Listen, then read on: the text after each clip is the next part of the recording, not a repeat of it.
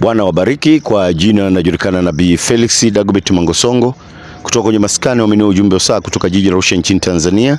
Leo tarehe 28 mwezi wa 6 mwaka 2026 niko hapa kwa ajili ya kufanya marejeo ya kinabii, kwamba kuelezea kwamba unabii umetimizwa katika anwani za mwamba mashuhuri Yesu, yule mfunuzi wa zama zote, ambaye ndiye Mungu mkuu, yule Mungu wa zama zote ambaye tunazungumza habari zake. Ilikuwa tarehe 15 ya mwezi wa 3 mwaka 2025, mwamba mashuhuri Yesu alitoa unabii kuhusu nchi ya Marekani, kwa maana ukanda wa magharibi mwa dunia pamoja na mataifa ya Ulaya. Mungu mashuhuri Yesu alitoa unabii wakati huo kwamba maeneo haya yatakutwa na hali mbaya zaidi ya hali ya hewa, ikiwemo pamoja na baridi kali sana, na baadaye hali ya hewa itakapobadilisha mwelekeo wake, basi kutatokea na joto kali sana katika michoro ile.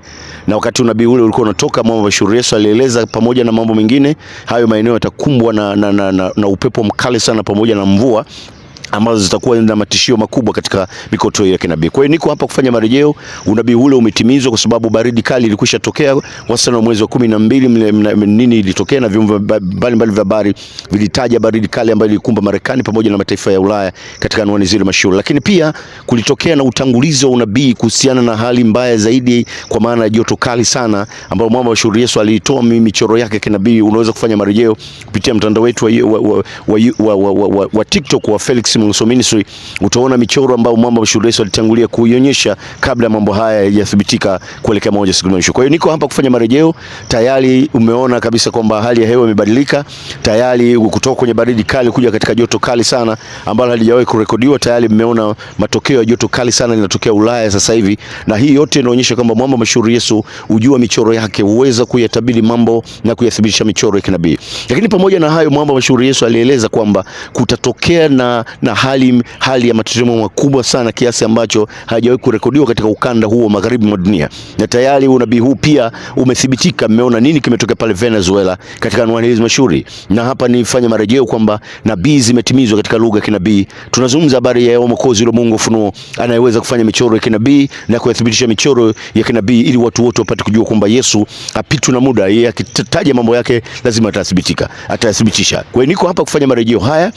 Wewe tunawalika watu, kwa manake mpaka sasa nabii zaidi ya 175 zimetimizwa tokea mwaka 2026, kuanzia mwezi wa 9 tulipoanza kurekodi unabii wa kwanza. Tunaona mpaka sasa nabii zaidi ya 175 zimetimizwa, na hii kuonyesha kabisa kwamba mwamba mashuhuri Yesu anaujua mwisho tangu mwanzo. Unapoona haya unapaswa kutubu dhambi.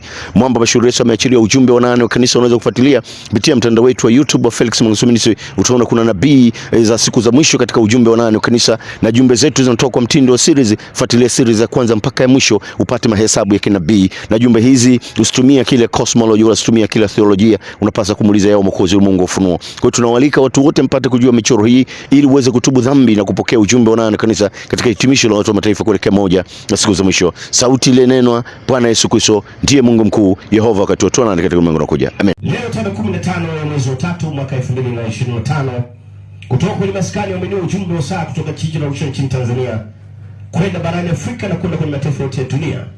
Bwana asema hivi, naiona na tazama nchi ya Marekani, niliona kama hali mbaya ya hewa iliyotokana kama baridi kali sana, na nilipotazama nikaona hiyo hali inatokea tena kwenye mataifa ya Ulaya magharibi. Hali mbaya ya hali ya hewa, melezole, baridi kali sana itatokea ambayo haijawahi kurekodiwa. Na baada ya hapo, wakati hewa itakapokuwa inabadilika hali yake, kutatokea na hali ya joto kali sana ambayo halijawahi kurekodiwa kwenye maeneo hayo. Asema mwamba mashuhuri Yesu, funuze mambo, Mungu mashuhuri, Mungu wa zama zote katika michoro kinabii. Hali hii itatokea moja hapo siku hizi za karibuni. Hali hii itaikumba Marekani na hali hii itaikumba Ulaya katika anwani mbili ya baridi kali sana na katika joto kali sana. Kwa namna gani mimi sijui, ila itatokea kwa sababu niliona hali hizo melazuraba. Lakini Mungu ananiambia itatokea pia hali ya mvua kubwa kwenye maeneo mengi katika maeneo ya Ulaya magharibi pamoja na Marekani melazuraba, na hali ya vimbunga vikali sana ambavyo havijawahi kurekodiwa. Niliona natazama uharibifu mkubwa wa majengo, uharibifu mkubwa wa mali, na hali ambayo haitaweza yani kwa namna yake haiwezi kumilikiwa, melazole, haiwezi kuzuiliwa kwa njia yoyote ya kisayansi, melazole. Niliona vimbunga vya hatari sana vinatembea kwa kasi kubwa vikileta uharibifu mkubwa kwenye maeneo mengi, melazole. Lakini niliona matetemeko makubwa, maelezo leo. Niliona matetemeko kwenye baadhi ya mataifa, hasa kwenye upande wa magharibi na dunia. Maelezo leo. Niliona matetemeko makubwa sana yanaenda kutokea kwenye maeneo hayo. Maelezo leo. Asema mwamba Bashiru Yesu, funuzu mambo kutoka kwenye maskani ya ujumbe saa kutoka jiji la Arusha nchini Tanzania kwenda barani Afrika na kwenda kwenye mataifa yote ya dunia. Hali hii haitaweza kuzuilika. Asema mwamba Bashiru Yesu, funuzu mambo katika michoro ya kinabii. Bwana wabariki sana. Amina. Operesheni za uokoaji zinaendelea nchini Venezuela kufuatia matetemeko mawili makubwa ya ardhi yaliyotokea ndani ya muda wa chini ya dakika moja na kusababisha vifo vya zaidi ya watu 920 huku wengine zaidi ya 3300 wakijeruhiwa.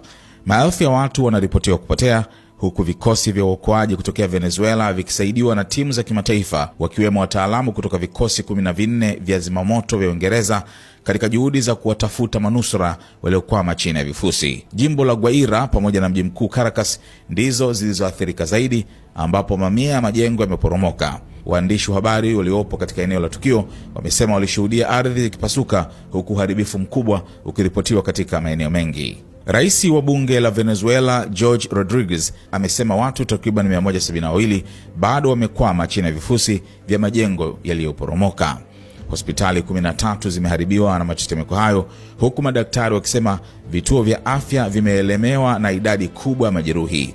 Shirika la madaktari wasio na mipaka MSF limetoa vifaa vya dharura vya matibabu, lakini hospitali bado zinakabiliwa na uhaba wa maji, dawa za antibiotic, dawa za usingizi, vimiminika vya mishipa IV na vifaa vingine muhimu. Miongoni mwa waliopoteza maisha ni baadhi ya wachezaji wa soka wa Venezuela, huku mchezaji Hector Bello akitangaza kuwa mwenzi wake alifariki dunia akimlinda mtoto wao mdogo wakati wa tetemeko hilo. Kwa mujibu wa kamati ya kimataifa ya uokoaji IRC, juhudi za kurejesha hali ya kawaida zinatarajiwa kuchukua miezi kadhaa kutokana na uharibifu mkubwa wa miundombinu nchini humo.